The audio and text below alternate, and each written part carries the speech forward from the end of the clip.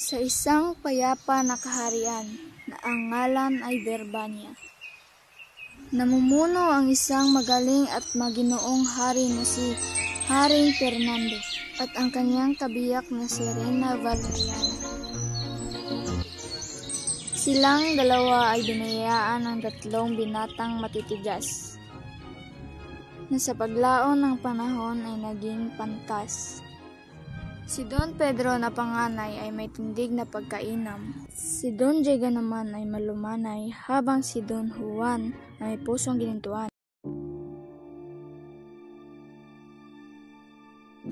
Isang gabi, habang mahimbing ang tulog ni Haring Fernando, napanaginipan niya ang kanyang bunsong anak na si Don Juan.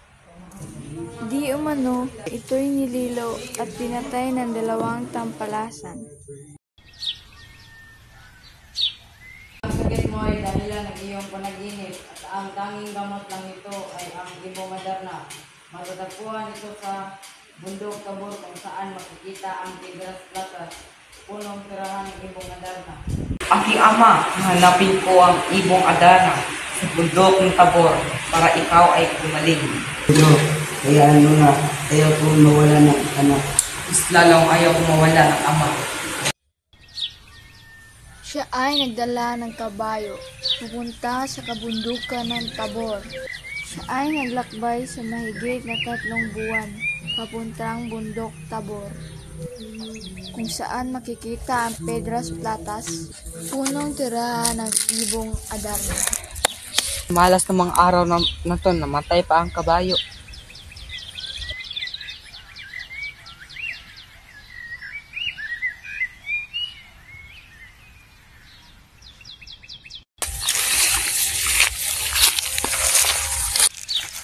Hanggang sa Nakarating na ako sa Piedras Platas at napakaganda ang kapaligiran, lalo na ang punong ito.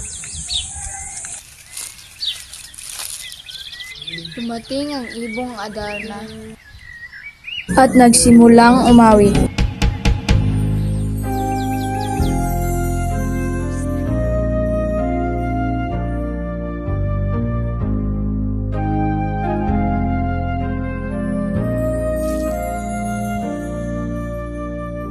Sikat sa silanganan at hangin galit kung saan nito ay abaw, agos di man mabanlaw. Kamagalan tanaraw, lungkot mo ay mabalahaw, kapag lumuhawan, kadiliman ay harapan.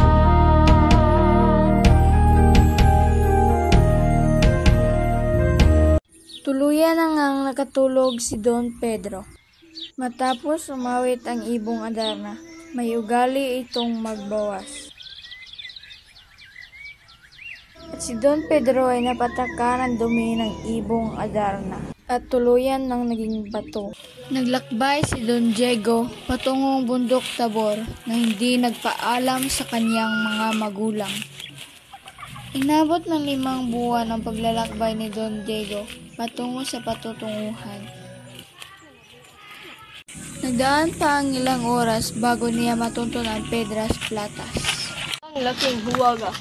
Itong punong ito ay nakakaakit sa mata. Ako'y mamahinga muna.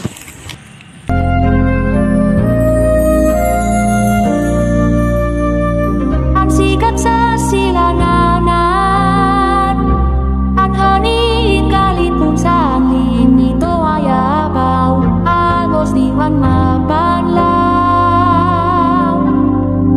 Tulad kay Don Pedro, nakatulog din si Don Diego.